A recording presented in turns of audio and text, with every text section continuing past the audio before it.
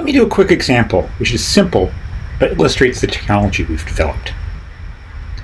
We want to model the forces on two boxes which are stacked on the ground.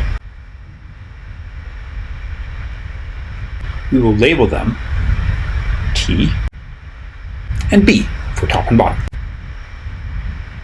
The top box has two forces acting on it: gravity and a normal force from the bottom box on the top. The free body diagram will look like this.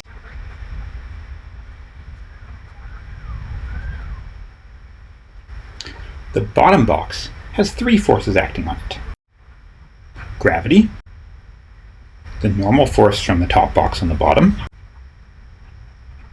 and the normal force from the ground on the bottom box. The free body diagram will look like this.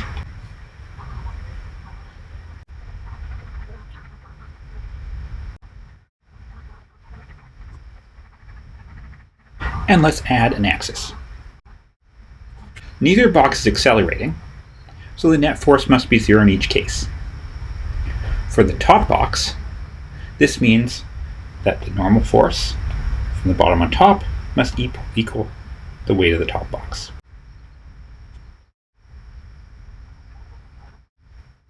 Note, the forces are vectors.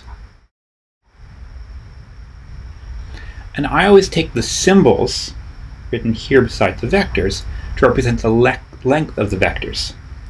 So this equation here that I wrote is an equation about the magnitude of those vectors. If I wrote it as a vector equation, it would be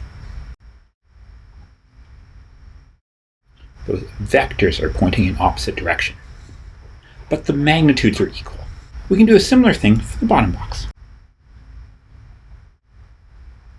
Again, this is an equation for the magnitudes, and in terms of vectors, it's that the sum of these vectors vanish. This is Newton's second law. If the box is not accelerating, the net force must be 0.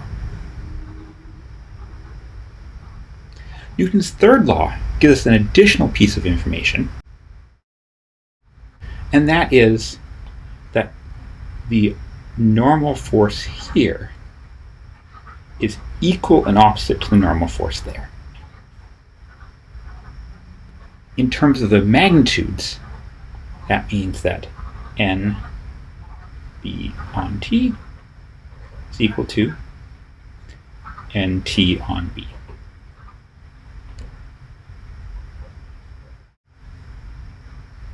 Right, so since I'm using the symbol to be the magnitude and the direction be given by the arrow, I don't need a minus sign. Interestingly, I can put together this equation, and this equation to get a useful result. So if I substitute this one in here, I get that N T on B is equal to WT. So the normal force of the top box on the bottom is equal to the weight of that top box. Okay. And then if I substitute that in here, I get the normal force of the ground on B, WB, plus its normal force, which we've just said is the weight of the top box.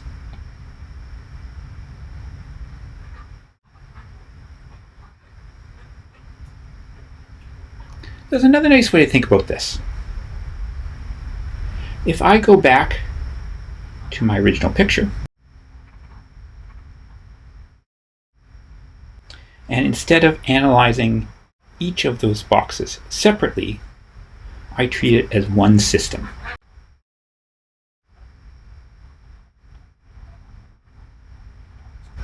I can draw a free body diagram for that system and analyze it just like I did each of the boxes separately.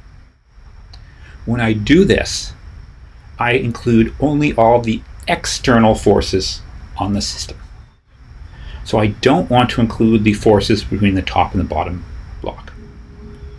So here, there's actually only two external forces.